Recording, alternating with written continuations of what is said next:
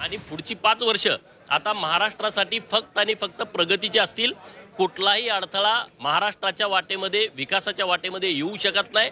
आला तरी तो अडथळा दूर करण्याची क्षमता या नेतृत्वामध्ये आहे। आणि 10 वर्षामध्ये ज्या प्रकारे फडणवीसांना टार्गेट केलं गेलं, फडणवीस म्हणून देखील त्यांना टार्गेट केलं गेलं, मागच्या 2.5 वर्षामध्ये तो प्रचंड मोठी टीका झाली व्यक्तिगत पातळीवर, किंवा मागच्या 1.5 वर्षात जे आंदोलन उभं होतं त्यानंतर अशा प्रकारचं यश मिळणार आणि त्यानंतर मुख्यमंत्री होणार, याचं काही वेगळं महत्व आहे? हे बघा, या जातीयवादांच्या थोबाडीत या महाराष्ट्रातल्या जनतेने मारलेले आहे।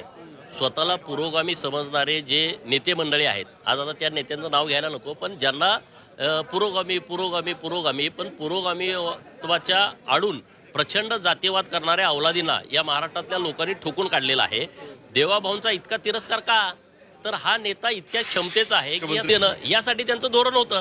त्यामुळं आता देवाभाऊ मुख्यमंत्री झाल्यानंतर ह्यांना सहन होईना, सांगता पण येईना, त्यामुळे ते काही शपथविधीला आलेले नाहीत आणि आता त्याच्यावरती वेगवेगळी स्टेटमेंट ते द्यायला लागलेले आहेत बालिशपणाची। विधानसभेतलं टार्गेट कोण असणार आहे? गोपीचंद पडळकरांचं, रोहित पवार की इतर कोणी? अरे बघा, विधानसभेमध्ये जो चुकीच्या पद्धतीनं काम करेल, नाटकबाजी करेल, महाराष्ट्रातल्या लोकांची दिशाभूल करण्याचा प्रयत्न करेल,